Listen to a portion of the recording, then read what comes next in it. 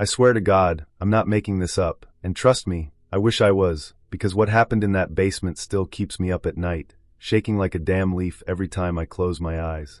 Look, I've been a cop for 30 years, right? Seen bodies, seen crime scenes that'd make your stomach turn, dealt with the worst humanity's got to offer. I thought I'd seen it all. But this was different, man. This was something else entirely. So there I was, Detective Elias Thorne. Yeah, that's me, 55 years old, counting down the days till retirement, stuck in the basement of the old Metropolitan Police Precinct in Detroit. They'd stuck me down there cataloging cold cases, the forgotten ones, the files nobody wants to touch anymore. The place was a dump, I'm talking serious dump, leaks everywhere, smelled like something died in the walls decades ago, and just stayed there rotting. The building's from 1910, so you can imagine. Most nights I was alone down there, just me and boxes of dead people's last moments, filed away and forgotten. It was depressing as hell, but it was easy work, and I figured I'd coast through my last couple years like that. No drama, no danger, just paperwork and dust. But then I opened Sarah Finch's file, and everything went sideways in a way I still can't fully wrap my head around. Sarah Finch disappeared in 1978, long before I joined the force, long before most people working the precinct now were even born. She was 23, college student, vanished without a trace one October night after leaving a library on campus. No witnesses, no leads, nothing. The case went cold fast, like so many others from that era. Now here's the thing. All these old files were supposed to be digitized already, right? Scanned, uploaded. The physical copies basically emptied out except for maybe some photos or evidence tags. So when I pulled Sarah's folder and felt how thick it was, I figured someone screwed up the digitization process. I opened it up expecting to find, duplicate paperwork or something. Instead, I found this hand-drawn map. And I mean hand-drawn, like sketched out in pencil on this old, yellowed paper that looked like it had been folded and unfolded 1,000 times. It had coordinates marked on it, little X's and circles, pointing to a spot right in downtown Detroit. But here's where it gets weird, and I mean really weird. These coordinates, they didn't match up with the 1978 city layout. I know Detroit, lived here my whole life, and the streets and buildings on this map. They matched the current layout, like from now, 2025. How the hell does a map from 1978 show buildings that weren't built until the 2000s? I figured it had to be some kind of prank, Maybe one of the younger guys messing with the old man in the basement, having a laugh at my expense. So I shrugged it off, stuck the map back in the folder, locked everything up like I always do, and went home. I remember laughing about it with my wife over dinner, calling it weird but whatever. But the next morning, and this is where my hands start shaking even now, telling you this, I came back down to that basement, unlocked the cabinet, pulled out Sarah Finch's file again, and the map was still there. Okay, fine, I hadn't thrown it away. But now there was something new. A handwritten note, right there on the margin of the map, in this old-fashioned cursive handwriting. It said, "The clock runs backward here." Just that. Nothing else. And the handwriting, I'm not kidding, it matched Sarah Finch's signature from her original missing person report. I compared them side by side, and they were identical. Same loops, same slant, everything. My stomach dropped, man. I felt this cold sweat break out all over. I checked the access log for the archives room, the one you have to swipe your badge to get into. Only one entry in the past 24 hours, mine. Nobody else had been down there. Nobody. I sat there staring at that note for I don't know how long, trying to rationalize it, trying to come up with any explanation that made sense. I couldn't. That's when I decided to take a picture of the damn thing, right? Document it, show someone, prove I wasn't losing my mind. I pulled out my phone, opened the camera app, pointed it at the map. But the screen just froze. Completely locked up. I tried closing the app, restarting the phone, nothing worked. Then the screen flickered. And I'm not talking about a glitch, I'm talking about it flickered like an old TV set. And suddenly there was an image on my screen. But it wasn't the map. It was a photograph of the exact corner of the archive room where I was standing. Same metal shelves, same filing cabinets, same fluorescent lights hanging from the ceiling. But the quality of the photo was old, grainy, like it was taken decades ago. And in the bottom corner of the screen, there was a date stamp, October 15th, 1978. The same month and year Sarah Finch disappeared. My heart was pounding so hard I thought it had burst right out of my chest. I stared at that image, trying to process what I was seeing, and that's when I noticed it. In the background of the photo, barely visible behind one of the metal shelving units. There was something, someone, a figure. Tall, impossibly tall, with limbs that looked too long, proportions all wrong, like something stretched out and distorted. And it was looking directly at the camera. Directly at me. I dropped my phone, man, literally dropped it on the concrete floor, and the screen shattered into a spiderweb of cracks. When I picked it up, it was working normal again, camera app closed, no photo, nothing. Just my regular lock screen like nothing happened. But I knew what I'd seen. I knew. My whole body was trembling, and I'm not ashamed to admit I was scared. Scared in a way I hadn't been since I was a kid, afraid of the dark. I looked up at the corner of the room where that figure had been in the photo, half expecting to see something standing there right now. But there was nothing. Just shadows and old metal shelves stacked with forgotten files. I backed out of that room so fast I almost tripped over my own feet. I wanted to run, wanted to get the hell out of that basement and never come back. But I'm a cop, you know? I've been trained not to panic, trained to investigate, to find rational explanations. So I forced myself to calm down, to think it through. Maybe it was stress, maybe I was working too many late nights down there alone, maybe I needed to take some time off. That's what I kept telling myself. But deep down, in that part of your gut that just knows when something's wrong, I knew this wasn't in my head. The worst part? I went back the next day. I couldn't help myself. I had to know if it was real, if any of it was real, or if I was seriously losing my grip on reality. Sarah Finch's file was still there, but the map was gone. Just vanished. The folder was thinner now, back to what it should have been. Just the original police report, a few witness statements, some old photos. No map, no handwritten note, nothing. I searched that whole damn archive room, went through every box, every cabinet, thinking maybe I'd misfiled it or put it somewhere else without remembering. Nothing. It was like it never existed. But my shattered phone screen was real. The memory of that photograph, that impossible photograph from 1978 showing me standing in that room, was real. And that figure, that tall, distorted thing watching me from the shadows, I can still see it when I close my eyes. I requested a transfer the next week, told them I needed to be back upstairs, that the basement was aggravating my back problems or some bullshit excuse. They approved it without question. I haven't been back down there since. But sometimes, late at night when I'm working a case, I'll catch myself looking at old files and wondering, how many other cases down there aren't really cold? How many are still watching, still waiting, still reaching out from whatever impossible place they've gone to? And I wonder if Sarah Finch ever really disappeared, or if she's still down there, trapped in that basement, where the clock runs backward and the dead don't stay filed away. My name's Daniel Holloway, I'm 22, and up until 3 weeks ago, I had this cushy night audit job at an extended stay hotel off Interstate 80 in the middle of nowhere, Nebraska. You know the type of place, truckers passing through, families on road trips who didn't book ahead, the occasional business traveler too cheap for a real hotel. It was boring as hell, which is exactly why I took the job. I'd clock in at 11 p.m., do some paperwork, watch Netflix on my phone, maybe fold some towels if I was feeling productive. The pay wasn't great, but it was easy money, and I got to study for my online classes during the slow hours. I worked alone most nights, just me, the hum of the ice machine, and the occasional guest stumbling and drunk from the truck stop bar down the road. It was quiet, predictable, safe. Or at least, that's what I thought until I started noticing something off about room 109.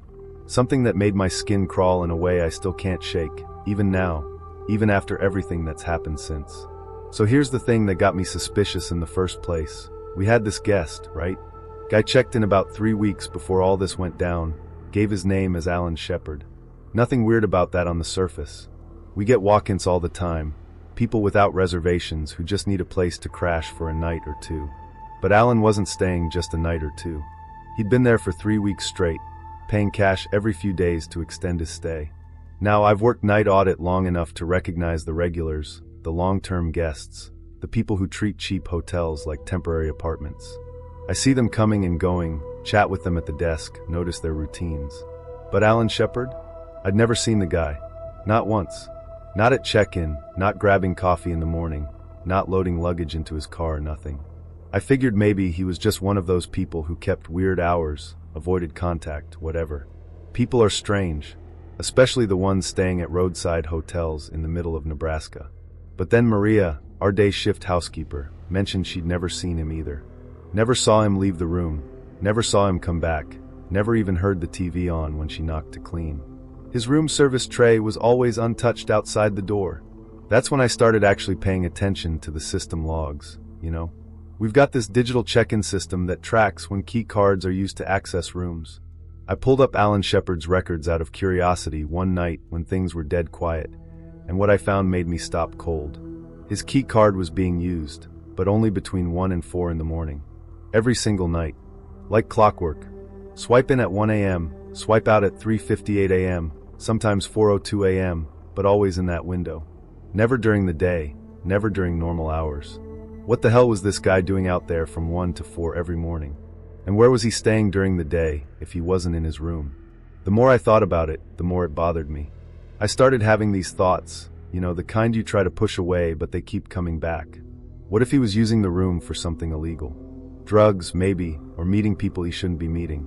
What if something bad was going down right under my nose, and I'd be the one blamed for not catching it? I'm the night auditor. I'm supposed to keep an eye on things. So I made a decision. At 3 in the morning, right in the middle of his usual window, I grabbed the master key and decided to check out room 109 for myself. My hands were shaking when I unlocked that door. I'm not gonna lie. I kept expecting to walk in on something messed up, drugs spread out on the bed or worse. But when I pushed the door open and flicked on the light, the room looked completely normal. I mean normal. Bed made, no personal items visible, no luggage, no clothes, nothing. It looked like a room that hadn't been touched in days, like it was ready for the next guest. I stood there in the doorway feeling like an idiot, wondering if I'd gotten the room number wrong or if the system had glitched. But no, this was definitely 109, and according to the computer, Alan Shepard's key card had been used to enter this room less than 2 hours ago. I was about to leave, chalk it up to some weird billing error, and call it a night, when I noticed the maintenance closet across the hall. The door was cracked open, just slightly, maybe an inch or two. That closet's supposed to stay locked. It's got cleaning supplies, tools, electrical panels, stuff guests shouldn't mess with. I walked over and pulled the door open wider, expecting to find maybe a mop bucket someone forgot to put away. Instead, I found a metal folding chair set up like someone had been sitting there, facing the hallway. And on the floor next to the chair was a spiral notebook, thick and worn, filled with handwriting. I picked up that notebook, and I swear my heart started racing so fast I thought I was going to pass out right there in that closet. The pages were covered in notes, detailed, obsessive notes about the guests staying at the hotel. I'm talking names, room numbers, what time they checked in, what time they left their rooms, how many people were in each party, what they ordered from the vending machines, everything. There were 6 families documented in detail, families currently staying at the hotel right then. The Hendersons in 203, the Patel family in 118, a couple with a baby in 156. Each entry had days' worth of observations, tracking their movements like some kind of surveillance log. And at the end of each family's section, there was this ranking, a vulnerability score from 1 to 10. The Hendersons got a 7. The Patels got a 4. The couple with the baby got a 9. I didn't understand what the scores meant, but just seeing them written out like that made my stomach turn. This wasn't just weird, this was predatory. This was someone studying people, evaluating them for something. But the absolute worst part, the part that made me nearly drop the notebook and run, was the last entry. It was dated that night, that exact night, and it was about me. My name, my schedule, my routines. The entry about me was so detailed it felt like someone had been living inside my head for weeks. And I mean that literally. It was that specific and personal about my habits. It said I took my coffee break at 2:30 a.m. every night, always 15 minutes, always in the back office. It noted that I walked the property perimeter at 4 a.m. as part of my closing checklist. It even mentioned that I turned off the security cameras between midnight and 1 a.m. to save electricity. Something I'd been doing for months because my manager told me to cut costs, but nobody else was supposed to know about that. Only me and the manager knew. How the hell did Alan Shepard know? I felt my chest tighten, felt that cold panic spreading through my whole body. Someone had been watching me, studying me, learning my patterns just like they'd learned everyone else's. And I was alone.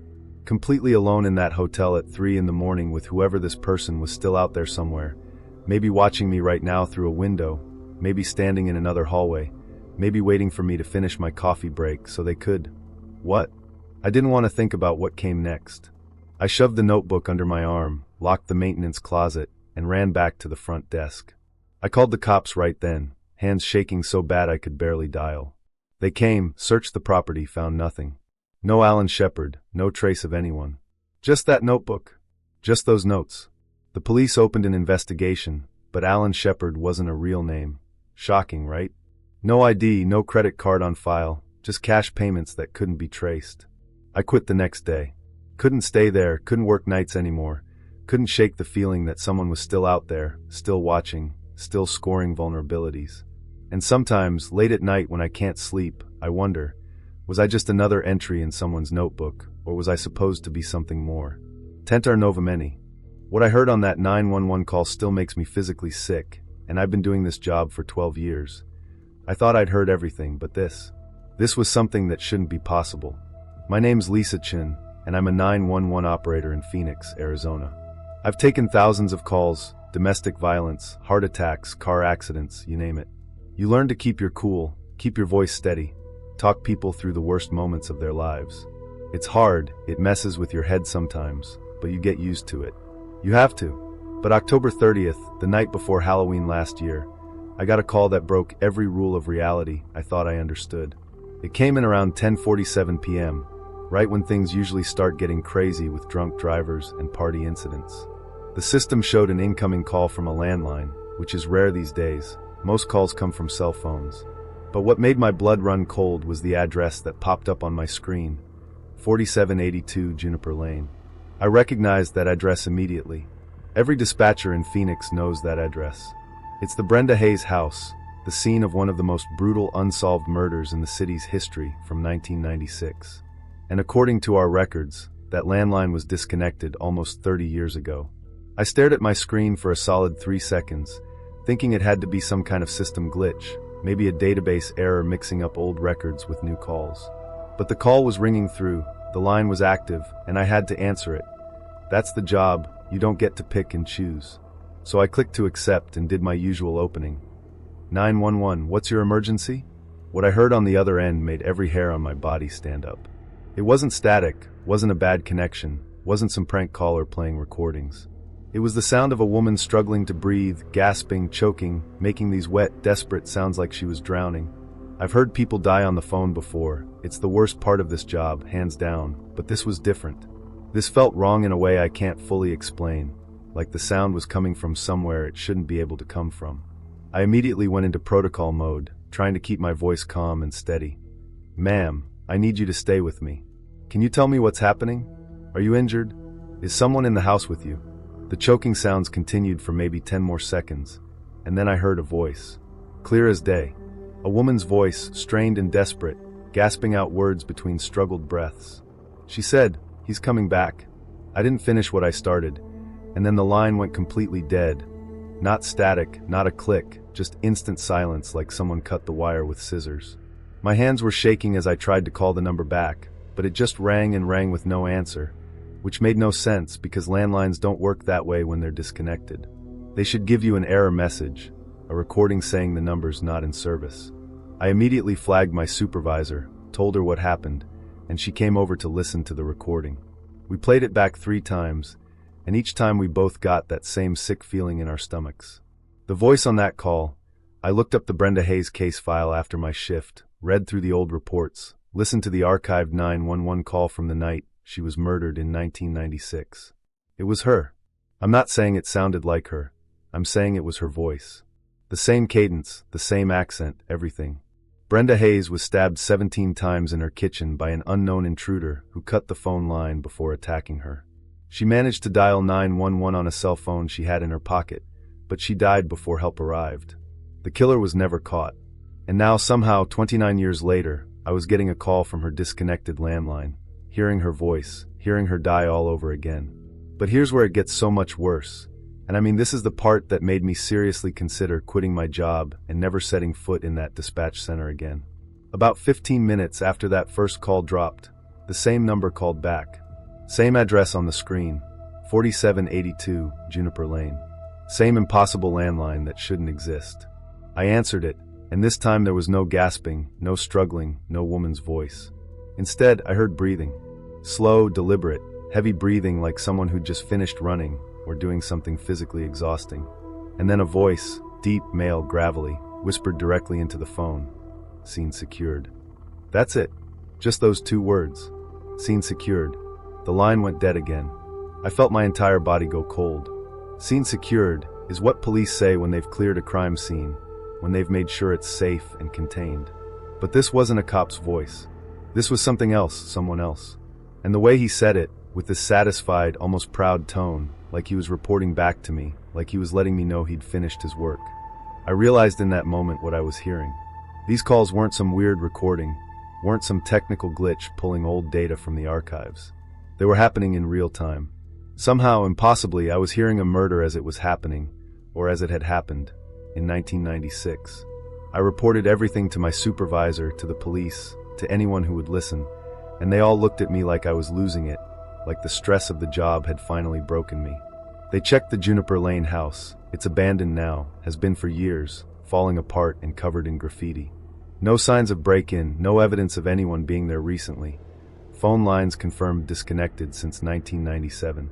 They reviewed the call recordings and confirmed that yes, the calls came through the system, yes, they showed that address and number, but their explanation was that it had to be some kind of elaborate spoof, someone using technology to fake the caller ID and play recordings to mess with us.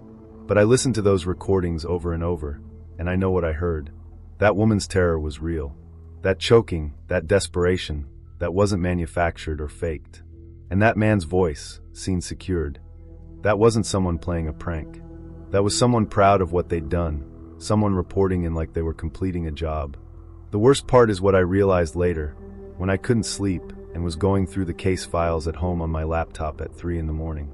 The Brenda Hayes murder was never solved, but there were similar cases. 3 other women in Phoenix between 1994 and 1998, all stabbed in their homes, all had their phone lines cut, all died before help could arrive. The cases went cold. No suspect, no arrests, nothing.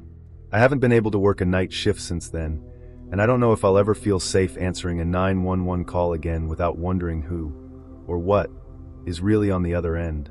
The official explanation from the police department is that someone with technical knowledge hacked our system as a sick Halloween prank, that they managed to spoof the caller ID and play recordings to freak me out. Fine, let them believe that.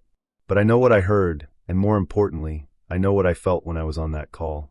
There was something on the other end of that line, something that existed in a space where past and present were bleeding together, where a murder from 1996 was still happening, still playing out, maybe on a loop, maybe forever. And that voice, that man's voice saying scene secured, he wasn't talking to Brenda Hayes. He was talking to me. He knew I was listening. He knew I was there. Sometimes late at night, when my phone rings, I freeze up for just a second before I answer. Terrified I'll hear that breathing again, that whisper, that confirmation that somewhere, in some impossible way, these crimes are still happening and will keep happening, and there's nothing any of us can do to stop them. I still work dispatch because I don't know what else to do, but I'll never forget that call. And I'll never stop wondering, if the past can reach forward and touch us like that, what else is out there, waiting on the other end of the line, just waiting for someone to pick up and listen? I need you to understand something right off the bat. I've been a medical examiner for 17 years, and I've seen bodies in every condition you can imagine, but what I found in that house made me question whether I could ever do this job again. My name's Dr. Alastair Reed, and I work out of the Fulton County Medical Examiner's office in Atlanta, Georgia. I've done hundreds of death investigations, most of them routine, natural causes, accidents, the occasional homicide. You learn to compartmentalize, to see bodies as evidence rather than people, otherwise you'd go insane. But this case, the Arthur Jenkins case, it got under my skin in a way nothing else ever has. Arthur was 87 when he died, alone in his house about 40 miles outside Atlanta, this old farmhouse on a dirt road surrounded by nothing but trees and fields. Natural causes, heart failure, completely expected for a man his age with his medical history. Should have been straightforward. I'd sign off on the death certificate, the family would arrange the funeral, and that'd be it. But Arthur didn't have any family. He'd spent 50 years working as a caretaker at St. Jude's Home for the Elderly, one of those long-term care facilities for folks who didn't have anyone else. He'd retired about 10 years back and lived alone ever since. When the police did a welfare check and found him dead in his recliner, they called me in to confirm cause of death and clear the scene. Everything seemed normal at first. Old guy, old house, smelled like mothballs and dust, nothing out of the ordinary for someone who'd lived alone for a decade. The officers were doing their standard sweep of the property, checking for valuables, next of kin information, anything that might help the county track down relatives or handle his estate. I was finishing up my examination of the body when I heard one of the officers yell from the bedroom, not scared but confused, like he'd found something weird. I walked back there, and he was standing by the bed, pointing at the floor. A couple of the floorboards were loose, looked like they'd been pried up and put back down multiple times over the years. We pulled them up, and underneath was this crawl space, maybe 2 feet deep, filled with shoeboxes. I'm talking dozens of them, all stacked neatly, all the same brand, old cardboard shoeboxes from the 70s and 80s, the kind with the tissue paper still inside. The officer started opening them, and that's when everything changed. These weren't old shoes or family photos or cash hidden away for a rainy day. Each box contained something wrapped carefully in silk cloth, preserved like they were precious artifacts in a museum. And when we unwrapped them, we found teeth. Gold teeth, to be specific. Dentures. Pieces of jewelry. And in one box, a long braid of gray hair tied with a faded pink ribbon. I've dealt with hoarders before, people who keep weird stuff, but this felt different. This felt deliberate, organized, like someone curating a collection with specific intent and purpose. We counted 43 boxes total, each one labeled with a name and a date written in neat handwriting on a piece of masking tape stuck to the lid. Margaret Flynn, 1971. Thomas O'Reilly, 1983. Dorothy Bloom, 2015. I recognized some of the names. They matched obituaries from St. Jude's Home for the Elderly, residents who died while Arthur was working there. We called in a detective at that point because this had gone from a routine death investigation to something potentially criminal. While we waited, I started looking through the rest of the house more carefully, and that's when I found the diary. It was in a drawer in the kitchen, a leather-bound journal that looked like it had been written in over the course of decades. The handwriting was the same as the labels on the boxes, Arthur's handwriting. I started reading, and I swear to God, my hands started shaking within the first few pages. This wasn't just a diary. It was a detailed log of every resident who died at St. Jude's during Arthur's 50-year tenure there. And next to each name, he'd written notes about what he'd taken from them after they passed. The entries weren't clinical or cold. They were almost affectionate, like Arthur genuinely believed he was doing these people a favor by taking pieces of their bodies after they died. He wrote things like, "Margaret was so worried about being forgotten after she passed. I took her wedding ring and 2 of her gold molars so I could remember her properly. She seemed calmer after that." Or, "Thomas didn't want to leave. He fought hard those last days. I kept his pocket watch and a lock of his hair. Now he can stay a little longer." It was disturbing as hell, but what made it even worse was the reasoning behind it. Arthur genuinely believed that when people died, their spirits got angry about leaving their lives behind, about being forgotten, about disappearing into nothingness. He thought that by taking these tokens, that's what he called them, he could keep part of them here, keep them from fading completely. He wrote that he was standing vigil for them, that by having these pieces of them in his house, he was slowing down their journey into oblivion, giving them more time to process their deaths and find peace. It was delusional, obviously, but reading his words, you could tell he truly believed he was being compassionate, that he was helping these people in their most vulnerable moment. The worst part was how detailed the entries were. He described exactly how he obtained each token, usually during the brief window after death when he was alone with the body before the funeral home arrived. But the entry that made me seriously consider walking out of that house and never coming back was the final one, written just 4 days before Arthur himself died. It was about Dorothy Bloom, a 92-year-old woman who'd passed away at St. Jude's in 2015, 10 years ago, right around the time Arthur retired. He wrote, "Dorothy was special. She understood what I was doing, I think. She told me once that she was terrified of being forgotten, of just becoming a name on a headstone that nobody visits. When she passed, I knew I needed to take something significant, something that would truly honor her memory and keep her spirit close. I chose her cervical spine, 7 vertebrae, perfectly intact. I cleaned them with such care, preserved them with formaldehyde, and placed them in a glass jar where I could see them every day. She sits on my shelf now, watching over me just as I watch over her. She'll never be forgotten as long as I'm here." I felt sick reading that. We found the jar exactly where he said it would be, on a shelf in his bedroom, positioned so it had a direct line of sight to his recliner, the place where he'd died. Inside the jar was a complete set of cervical vertebrae, clean to the bone, floating in preservative fluid. The detective ran the serial numbers on some of the dental work we'd found, and sure enough, it all matched up with residents from St. Jude's who'd died during Arthur's time there. The case is still open because technically Arthur's dead, so there's nobody to prosecute, but the families of those residents deserve to know what happened to their loved ones' remains. We've been working with St. Jude's to match the tokens to specific individuals so they can be returned to their families for proper burial. But it's a slow process, and honestly, most of the families don't even want to know the details. Can't say I blame them. What haunts me most isn't the act itself, disturbing as it was, but the why behind it. Arthur wasn't a psychopath or a sadist. He wasn't collecting trophies from victims he'd murdered. He was a lonely old man who'd spent his entire adult life caring for dying people, watching them slip away one after another, and somewhere along the way, he'd convinced himself that taking pieces of them was an act of love, a way to fight against the inevitability of being forgotten. In his mind, he was the hero of this story, the one person who cared enough to remember. But standing in that house, surrounded by boxes of teeth and hair and bones, all I could think about was how many nights Arthur had sat in his recliner, surrounded by the dead, believing they were keeping him company. And now he's gone too, and all those tokens are being scattered back to graves and urns across Georgia, and I can't help but wonder, did he achieve what he wanted? Is anyone actually going to remember Arthur Jenkins? Or will he just become another forgotten old man who did terrible things for reasons nobody will ever fully understand? I still think about that jar on the shelf sometimes, those vertebrae floating in fluid, watching over him as he died alone. And I wonder if Dorothy Bloom's spirit, if such a thing exists, was grateful or horrified to be kept that way. I'm going to be straight with you. There was someone living in the ceiling above my apartment for God knows how long, watching me and my daughter through the vents, and I had no idea until it was almost too late.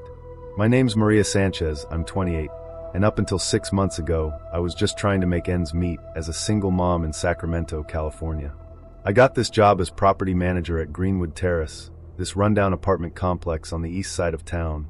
You know the type, cheap rent, thin walls, sketchy parking lot, but it was all I could afford. Part of the deal was I got to live in Unit 1A rent-free, ground floor apartment, 2 bedrooms, which was perfect because my daughter Sophia was 4 and needed her own room. The job wasn't glamorous, collecting rent, dealing with maintenance requests, breaking up the occasional domestic dispute, but it came with free housing, and I got to be home with Sophia most of the time, so I wasn't complaining. Everything seemed fine at first. The apartment was old but clean, the neighbors kept to themselves, and Sophia loved having her own little room with the window that looked out at the courtyard. But about 2 months after we moved in, I started noticing these small things that didn't make sense, things that made my skin crawl even though I tried to convince myself I was being paranoid. It started with stupid stuff, things so small I thought maybe I was just tired or stressed or forgetting where I'd put things. You know how it is when you're a single parent working full-time, your brain's everywhere. Like I'd leave the TV remote on the coffee table facing up, and the next morning it'd be flipped upside down. Or I'd put my toothbrush in the cup by the sink, and later it'd be in a different cup in the cabinet. My keys would be on a different hook than where I'd hung them. Sophia's toys would be arranged differently in her room, lined up when I knew she'd left them scattered.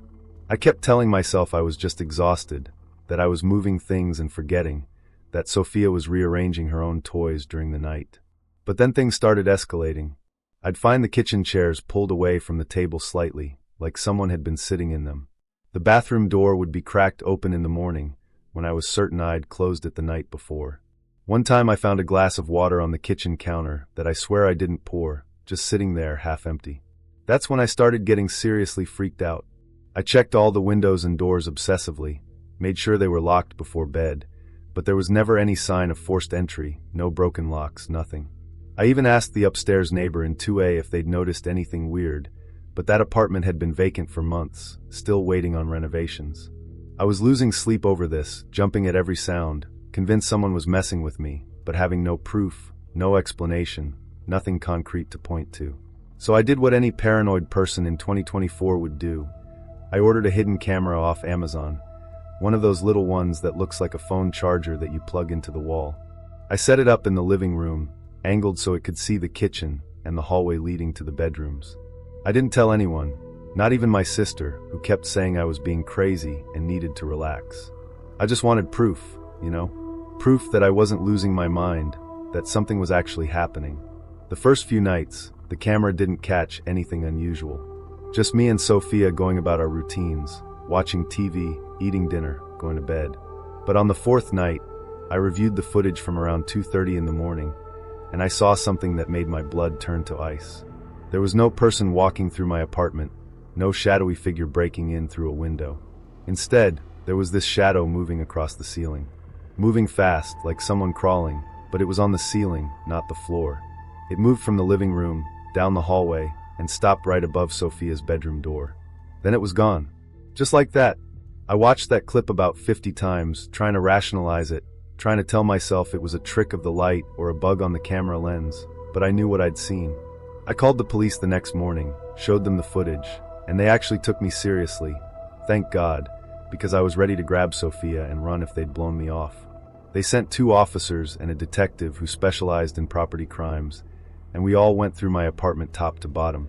Everything seemed normal until one of the officers noticed something weird about the air vent in Sophia's room. The screws were stripped, like they'd been removed and put back multiple times. He climbed up on a chair, pulled the vent cover off, and shined his flashlight inside. That's when he found it, a small tunnel, maybe 2 feet by 2 feet, leading up into the ceiling space. It wasn't part of the original building design. Someone had cut through the drywall and ductwork to create a passage between my ceiling and the apartment directly above me, the vacant 2A. They called in backup, and within an hour we had half a dozen cops in my building. They used the master key to get into 2A, which was supposed to be completely empty, just bare walls and old carpet waiting for renovation. But when they opened the door and went inside, they found someone had been living there.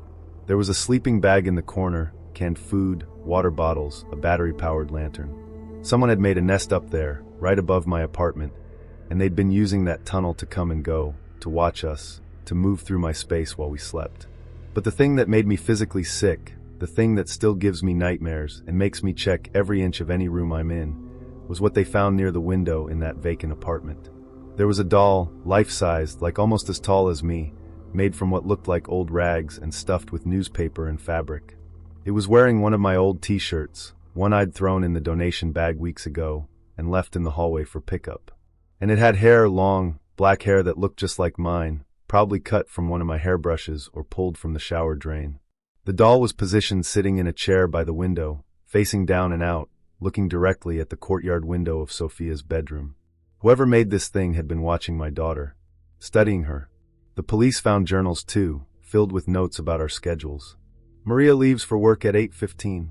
Sophia watches cartoons until 9 o'clock. Bedtime is 8:30. Maria checks her phone in bed until 10 o'clock. Every detail of our lives, documented like we were lab rats in an experiment. They never caught who did it. The investigation's still technically open, but there were no fingerprints, no DNA, no cameras in the building to catch who was coming and going. The detective thinks it was probably someone who knew the building layout, maybe a former tenant or maintenance worker who knew about the vacant unit and the ventilation system. They think whoever it was had been there for weeks, maybe longer, coming and going through a back window that didn't lock properly. We moved out the next day. I didn't even pack properly, just threw everything in trash bags and boxes and got the hell out of Greenwood Terrace as fast as I could. My sister let us stay with her while I found a new place, a third-floor apartment with no attic access, no crawl spaces, security cameras everywhere. I installed extra locks, got a security system, check every vent in the place obsessively. Sophia still has nightmares about the person in the ceiling, even though I never told her the details. Kids know, They sense when something's wrong even if you try to protect them from it. I had to quit that property manager job obviously, ended up working 2 part-time jobs to afford our new rent. But I don't care. I'll never live in a ground-floor apartment again. I'll never trust that I'm alone in my own home again. The worst part, the part that keeps me up at night even now, is thinking about all those times I felt like I was being watched and dismissed it as paranoia. All those nights I was sleeping 10 feet below someone who was lying in the dark, listening to us, learning our patterns, making that creepy doll that looked like me. What were they planning? Were they working up to something worse, or was the watching enough for them? I'll never know, and maybe that's the most terrifying part, not knowing who they were, why they chose us, or what they wanted. All I know is that somewhere out there, someone knows every detail of my life from those 2 months, and I'll never feel completely safe again. I still check the ceilings everywhere I go, still listen for sounds that don't belong, still wonder if that shadow I saw on the camera footage will ever come back. I'm going to tell you about the day I had to shoot a man who wasn't even threatening me. And before you judge, you need to hear why, because what I walked into that storage unit changed everything I thought I knew about evil. My name's Officer Calvin Hayes, and I've been with the Rogers County Sheriff's Department here in rural Oklahoma for about 9 years now.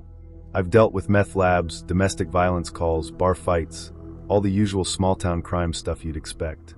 You learn pretty quick out here that people can be desperate, stupid, violent, but usually there's some heat behind it, some anger or fear or desperation driving them.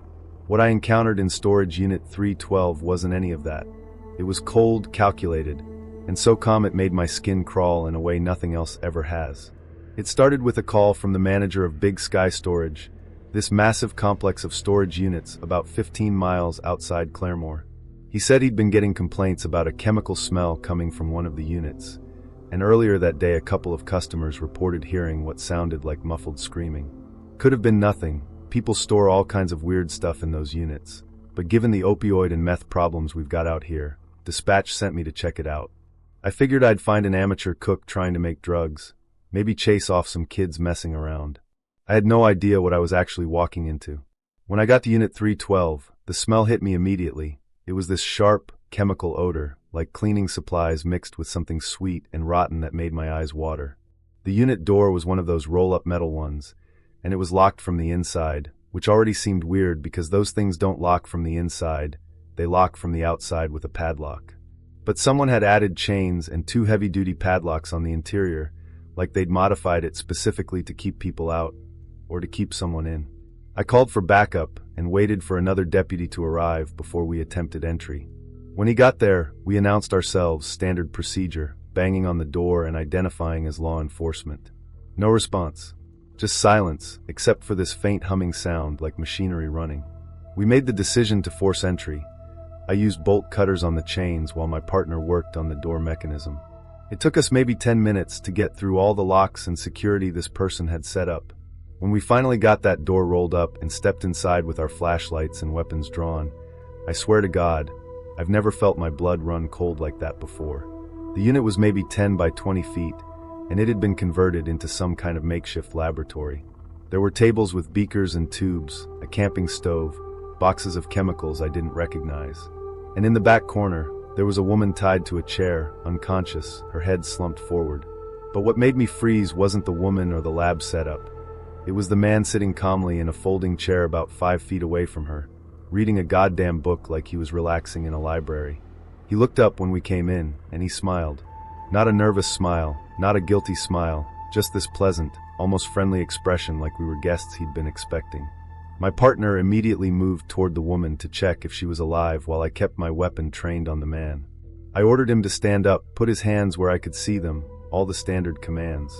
He did exactly what I asked, moving slowly and deliberately, still smiling that unsettling smile. He said his name was Victor Stone, said it clearly and politely, like we were being introduced at a dinner party. The woman was Jessica Lane. We found that out later, and she was barely breathing, her pulse weak and thready. My partner called for an ambulance while I kept Victor secured. I asked him what the hell he was doing, what this place was, why this woman was tied up. And what he said next, the way he said it, that's what's haunted me every single night since. He started explaining calmly and methodically that Jessica had been his lab assistant at a pharmaceutical company before they'd both been laid off 2 years ago. He said he'd been working on developing a new synthetic compound, something that could revolutionize pain management, but the company had shut down his project. So he'd decided to continue the research independently. Victor explained all of this like he was presenting a science project, completely devoid of emotion or recognition that what he was doing was insane and criminal. He said Jessica had the expertise he needed, so he'd recruited her. That's the word he used, recruited, like this was a job opportunity instead of a kidnapping. He'd been keeping her in this storage unit for 3 weeks, dosing her with sedatives he'd synthesized himself, forcing her to help him refine his formulas. He talked about the molecular composition of the drugs he was using, the dosages, the expected metabolic breakdown rates. He was proud of his work, you could hear it in his voice. My partner was trying to wake Jessica up, checking her vitals, and he looked at me with this expression of pure horror because her breathing was getting shallower. I asked Victor what he'd given her, how much, when. He consulted a notebook he had on the table next to his chair, flipped through pages of handwritten notes, and told me exactly what compounds he'd administered over the past 72 hours. He called it a controlled experiment, said he was testing the cumulative effects of slow-dose poisoning to understand the threshold between sedation and lethality. He said all of this while looking at Jessica, who was dying right in front of us, and his face showed nothing but scientific curiosity. No remorse, no fear, no humanity. Just that calm, detached interest, like she was a lab rat instead of a human being he'd known and worked with. The ambulance was still 10 minutes out, and Jessica's breathing was getting worse. My partner was doing CPR, trying to keep her alive, and Victor just sat there watching with mild interest. I ordered him to tell us if there was an antidote, something we could give her to counteract what he'd done. He said there wasn't, not exactly, that the compounds would have to metabolize naturally over time, but given the dosages and her declining vitals, he estimated she had maybe 15 to 20 minutes before multiple organ failure. He said it so casually, like he was commenting on the weather. Then he looked at me, still with that smile, and said something I'll never forget. "It's fascinating, isn't it? The human body's attempt to fight against systematic poisoning. I've documented every stage of the process. Her contributions to science will be invaluable." That's when I knew this man wasn't going to stop. Even if we arrested him, even if we saved Jessica, he'd find a way to continue his research on someone else. He wasn't acting out of passion or rage, or any normal human motivation. This was who he was, a predator with a scientific veneer, someone who'd reduced human suffering to data points. He reached slowly toward his notebook, said he wanted to record his observations about the rescue attempt and how external intervention might affect the timeline. My hand was shaking on my weapon, and I made a decision that I've had to defend in 3 separate investigations since then. I shot Victor Stone twice in the chest, and he died within seconds. And yeah, I know how that sounds. I know what the rules are about use of lethal force, but you weren't there in that moment. He wasn't charging at me, wasn't holding a weapon, wasn't making any aggressive moves. But he was killing Jessica right in front of us, slowly and deliberately, and he was going to continue doing it to others if he had the chance. The official investigation ruled it a justified shooting because of the imminent threat to Jessica's life and the totality of the circumstances. My partner backed me up, said he would have done the same thing.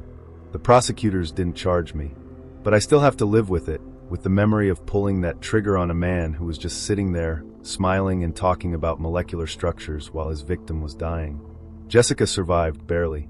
She spent 2 weeks in intensive care, and the doctors said if we'd been even 5 minutes later, she wouldn't have made it. The neurological damage from the drugs Victor gave her was permanent. She has memory issues and tremors that'll probably never go away. When I visited her in the hospital after she was stable enough to talk, she thanked me for saving her life, but she also said something that stuck with me.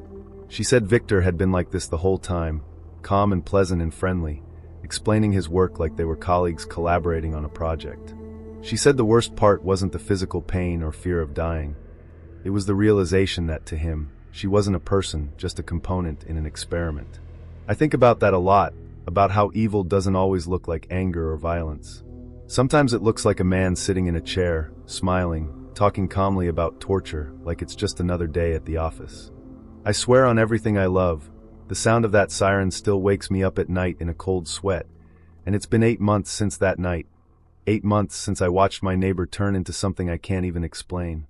My name's Jason Pruitt, I'm 34, and I work as a delivery driver for FedEx here in Maplewood, New Jersey. It's a quiet suburb, you know the type, tree-lined streets, families with minivans, people walking their dogs, the kind of place where nothing ever happens. I've lived here for 6 years, and the most exciting thing that's ever gone down is maybe a car accident or someone's garage getting broken into. So when I tell you what happened that night in late February, you gotta understand it was so far outside the realm of normal for this neighborhood that I still have trouble processing it. I was home on my day off, just chilling on the couch watching TV, my wife already asleep upstairs. It was around 10 o'clock, cold as hell outside, one of those winter nights where everything's dead quiet and frozen. Then I heard this sound, this weird, muffled siren, like an emergency vehicle was nearby, but the sound was trapped somehow, distorted. It was looping, the same pattern over and over, rising and falling but never quite reaching full volume. At first I thought maybe there was an ambulance or cop car a few blocks away, but the sound wasn't moving, wasn't getting closer or farther. It was just sitting there, constant and unsettling. I tried to ignore it for maybe 10 minutes, but the sound was drilling into my head, and I started getting annoyed because I figured someone's car alarm was going off and nobody was dealing with it. So I grabbed my jacket, told my wife I'd be right back, and stepped outside to see what the hell was going on.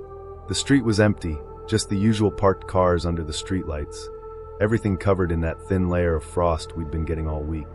But there, right in the middle of the street about 3 houses down, was this dark blue SUV just sitting there with the driver's door wide open.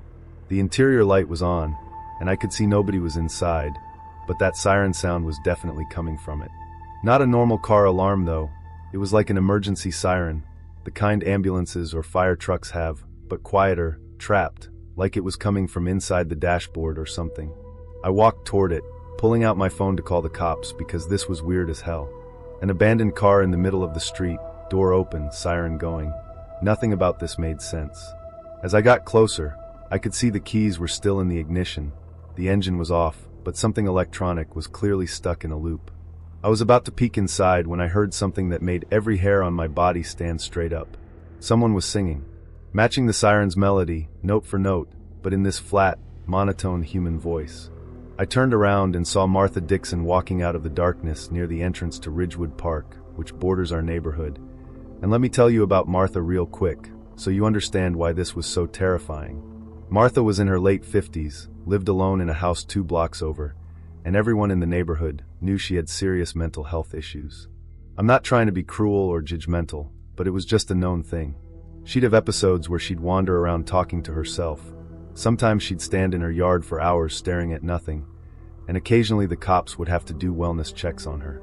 Most of the time she was harmless, just kept to herself, but there was always this uncomfortable energy around her, like you never quite knew if she was stable or on the edge of something.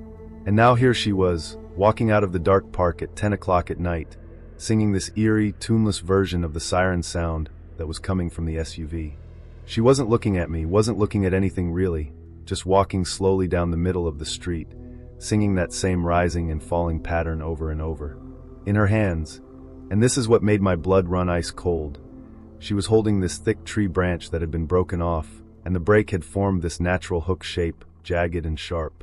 She was gripping it like a weapon, but her face was completely blank, expressionless, like she was sleepwalking or in some kind of trance.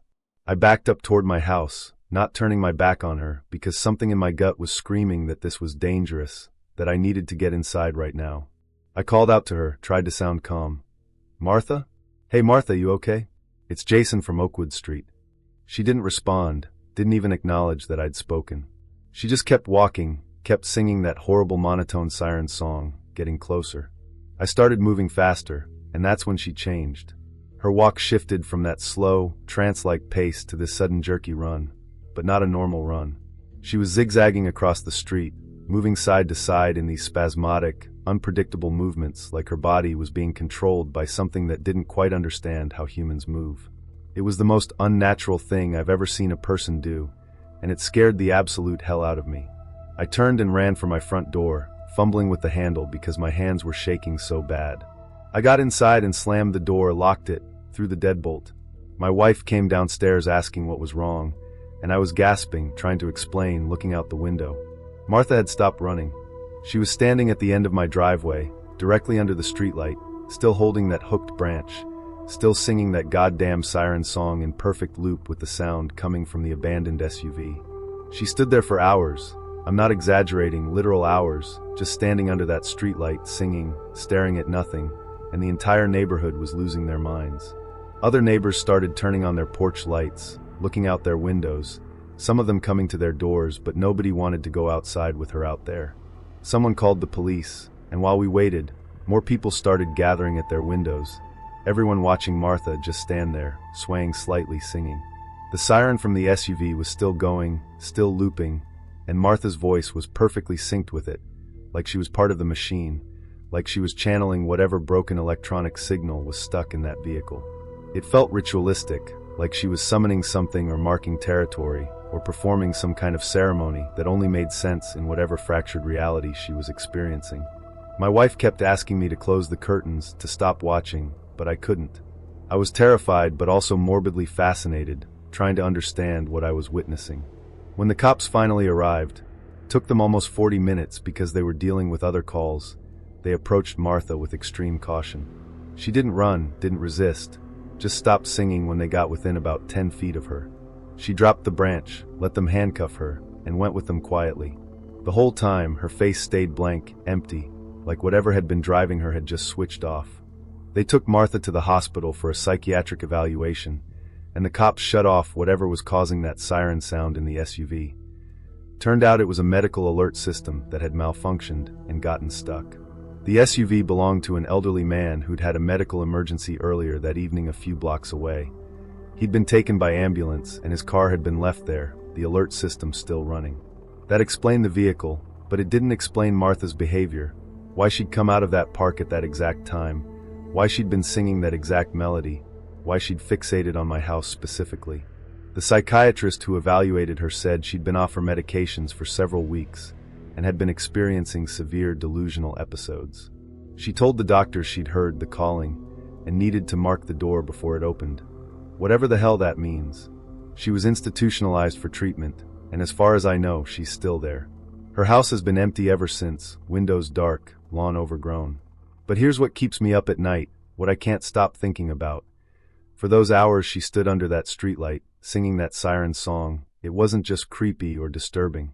It felt like something was happening, like she was opening a door or completing a ritual, or calling attention to something that was supposed to stay hidden. Every single neighbor I've talked to who saw her that night said the same thing. It didn't feel like we were watching a mentally ill woman having an episode. It felt like we were watching something using her, something that needed her voice and her presence to accomplish something we couldn't understand. The rational explanation is mental illness and unfortunate coincidence. But rationality doesn't explain why every dog on our street went silent that night, why the temperature dropped noticeably while she was standing there, or why some of us, myself included, have had the same recurring dream since then. Standing at a door we can't see, hearing that siren song, knowing that if we open it, something will come through. I need to tell you something that's been eating me alive for the past 3 years, because if I don't, I think whatever's in that school is going to find a way to pull me back there permanently. My name's George Harrison. Yeah, like the Beatle, I've heard all the jokes, and I'm 67 years old, retired now, but for 43 years I was the head custodian at Oakwood High School in Cincinnati, Ohio. That school was my life, man. I knew every inch of that building, every squeaky floorboard, every leaky pipe, every corner where kids would try to hide and skip class. Built in 1943, red brick, 3 stories, basement that went deeper than it had any right to go. The place had character, you know, history. Generations of kids walked those halls, and I took pride in keeping it clean and running smooth. But there was always something off about Oakwood, something I could never quite put my finger on. Sounds that didn't make sense, doors that would be open when I knew I'd locked them, cold spots in the middle of summer. I chalked it up to old building quirks, told myself I was imagining things. Then the district shut it down in 2021. Enrollment had dropped, building was too expensive to maintain, all the usual bureaucratic reasons. They sealed it up, and I retired. Thought I was done with that place for good, but Oakwood wasn't done with me. About 6 months after I retired, I got the first package. Just showed up on my doorstep one morning. No return address, no postage, like someone had hand-delivered it in the middle of the night. Inside was a rusty old key, the kind we used for the school lockers back in the 70s before they switched to combination locks. There was no note, no explanation, just this key wrapped in tissue paper. I thought maybe it was some kind of retirement gift from a former colleague, something sentimental, so I stuck it in a drawer and forgot about it. Then 2 weeks later, another package arrived. This time it was a baseball glove, old, worn leather, the kind kids used in the 80s. I didn't recognize it specifically, but something about it felt familiar in a way I couldn't explain, like I'd seen it before somewhere in the school. That's when I started getting uneasy. A month later, another package, a class ring from 1987 with the initials RM engraved inside. I looked up the yearbook online, found Robert Martinez, class of '87, and my stomach dropped. Robert Martinez was one of the kids who'd disappeared. Just vanished one day during his senior year, never found, case went cold. I pulled out that baseball glove and did some digging. Found an old missing persons article from 1983 about a kid named Tommy Chun who disappeared from Oakwood. His mother mentioned he'd left his baseball glove in his locker. The pieces were starting to connect, and I did not like where this was going. Over the next 6 months, I received 7 more packages, each containing personal items that I was able to trace back to students who'd gone missing from Oakwood High over the decades. We're talking from the 50s all the way through the early 2000s. Nobody talks about it, but Oakwood had this dark history of disappearances. Not a lot, maybe one every few years, but enough that if you worked there long enough, you noticed the pattern. Kids who just vanished without explanation, never found, never solved. Administration always played it down, said they were runaways or family abductions, but there was never any real investigation, never any closure for the families. And now someone, or something, was sending me their belongings. The last package contained another key, identical to the first one, but attached to it was a small note written in shaky handwriting that just said, "You know where to look." That's when I made the stupidest decision of my life. I decided to go back to Oakwood. The building was supposed to be sealed, condemned, off limits, but I still had my old master key set, and I knew ways to get in that the district didn't know about. I waited until night, drove over there, and let myself in through a service entrance in the back. The place was dark, empty, smelled like mold and decay. My flashlight beam cut through the darkness as I made my way down to the basement, following some instinct I didn't fully understand, like something was pulling me toward a specific location. I'd worked in that basement for over 4 decades, thought I knew every storage room, every utility closet, every inch of space down there. But that key led me to a door I'd never seen before, hidden behind some old shelving units I'd moved dozens of times. The key fit perfectly, and when I opened that door, I found a room that shouldn't exist. It wasn't on any blueprint, wasn't in any maintenance log, just this rectangular space, maybe 30 feet by 20 feet, completely empty except for what was in the center. Rows and rows of old-school lockers, the tall metal ones we used to have throughout the building, all stacked and arranged in perfect symmetrical lines. There must have been 50 or 60 of them, all different colors and eras, spanning decades of the school's history. Most were locked, but one in the front row was standing open, and inside were all the items I'd been sent over the past months. The keys, the glove, the ring, everything, arranged neatly on the shelves like a little shrine. I felt my hands start shaking as I looked at the locker door. Someone had scratched words into the metal, deep gouges that looked old and rusty. "I keep what they forget." I backed away, my heart pounding, and that's when I heard it. A sound like metal scraping against concrete, coming from deeper in the room. One of the lockers was moving, rocking slightly back and forth, and I could hear something inside it, something scratching, trying to get out. I ran. I'm not ashamed to say it. I turned around and ran out of that room as fast as my old legs would carry me, slammed the door behind me, and didn't stop until I was in my car. I called the police the next day, told them there was something wrong at the old school, that they needed to check the basement. They humored me, sent a couple officers to take a look, but they said they couldn't find any hidden room, no door behind the shelving, nothing. They thought I was a confused old man, maybe early dementia, and I could see it in their eyes, the pity, the dismissal. But I knew what I'd seen. I knew that room was real. So I did something drastic. I called a buddy of mine who runs a small construction company, told him I needed a favor and I'd pay him cash, no questions asked. We went back to Oakwood with bags of concrete mix, and we sealed that door. Didn't open it, didn't go inside again, just found that door behind the shelving and bricked it up, poured concrete over it, made it disappear. My buddy thought I was crazy, but he did the job. I thought that would be the end of it, thought I'd buried whatever was in there and could finally move on. But every year since then, on the anniversary of the day I retired, I get one more package. Same deal, no return address, hand-delivered, containing something that belonged to one of those missing kids. Last year it was a student ID from 1996. This year it was a charm bracelet from 2003. And each time there's a small note that just says, "Thank you for keeping us safe." I don't know what Oakwood High School is, or what it became over those 80 years it was open, but I know it's not just a building.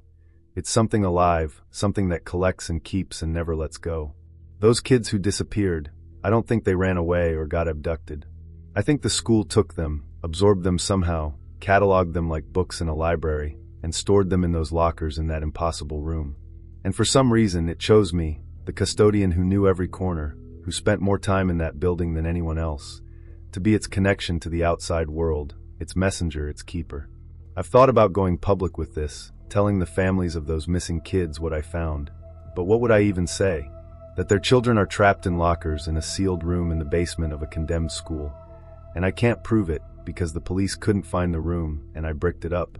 They'd think I'm insane, and maybe I am. Maybe 43 years in that building broke something in my brain, made me see patterns and connections that aren't really there. But those packages keep coming, real and solid and undeniable, sitting on my doorstep once a year like clockwork. I've moved twice since I retired, never given anyone my new address, but they find me anyway. The school knows where I am. It's watching me, waiting for something, and I don't know what. Sometimes I have nightmares where I'm back in that basement room, and all the lockers are open, and I can see faces pressed against the gaps in the metal. Students I recognize from yearbooks and missing person reports, all of them staring at me, mouthing words I can't hear. And I wake up with this overwhelming guilt, like I abandoned them, like I should have opened those lockers and freed them instead of sealing the room. But I know, deep in my gut, I know that opening those lockers wouldn't have freed anyone. It would have let something out that should stay locked away forever.